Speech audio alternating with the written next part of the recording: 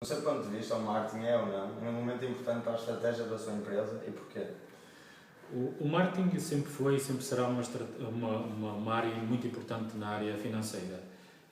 Digamos que na área financeira, bem como julgo eu na área dos seguros, o marketing, um dos grandes objetivos que terá no futuro é fazer com que as pessoas realmente não olhem com um ar desconfiado para tudo que tem a ver com bancos ou com seguros.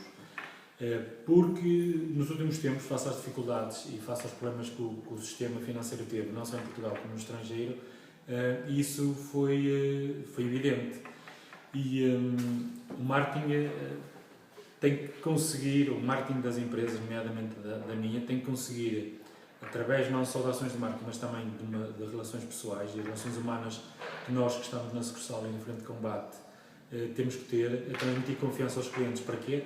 Para que eles consigam, sem desconfiança, satisfazer as necessidades deles. Portanto, o trabalho de marketing eu acho que está no auge face às dificuldades que o mundo e nós, em Portugal, muito especificamente, atravessamos. Sem um bom marketing, um marketing, entre aspas, muito honesto e muito linear e simples, porque às vezes disso se trata, não vamos conseguir reverter esta imagem que todos temos.